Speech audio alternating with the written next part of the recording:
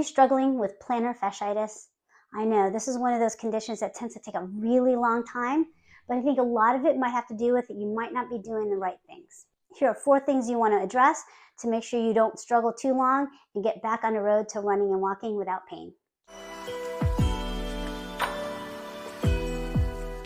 Hi there, I'm Dr. Lynne Virant, owner and physical therapist at The Movement Clinic in Pensacola, Florida, and I specialize in working with runners and walkers so that they can move and run better and stronger for life. Key number 1, if you're wearing arch supports and you're still not experiencing any relief, it could be because the arch supports, while they might give you some support, the problem is they might give you too much support or they might not let your foot move enough.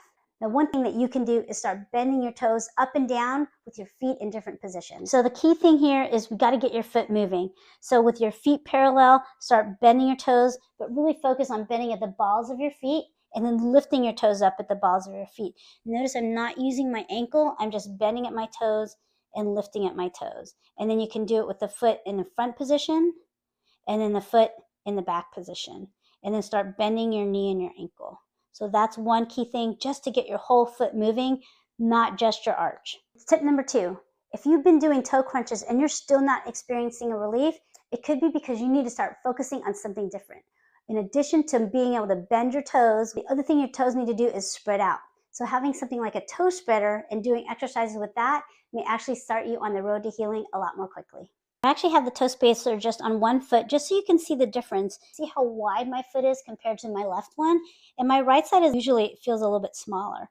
Try some squats. It actually feels a lot better without any knee issues, typically on this side. Calf raises. Earlier I was doing these calf raises without the toe spacer and I was losing my balance. But I'm focusing on just coming up off the ground and I feel already a lot more stable. And then simply walking around. Your feet get used to that increased space, is a lot more balanced. So are you rolling your foot with a frozen water bottle and it's still hurting a ton? Well, the thing is, when you roll your foot, it might feel better while you're rolling it, but as soon as you're done, the pain is still there. The key is you're not actually addressing why your foot's not moving well. So something you can do is take something like your yoga block and start doing calf raises with it. So start to squeeze the block on both sides. Gently press down through the balls of your feet, not your tiptoes, the balls of your feet, and start to squeeze and then lift up. And what you might find is if you might need something in front of you to help you with your balance. But the key is you're focusing on waking up the muscles on the inside of your calf. And finally, one of the key reasons you're probably still having long-standing pain is nobody has looked above your foot and ankle. One of the key areas I've addressed with runners and walkers with plantar fasciitis is there's some limitations happening at their hip. So next we're going to address some things you can start doing to improve your hip movement.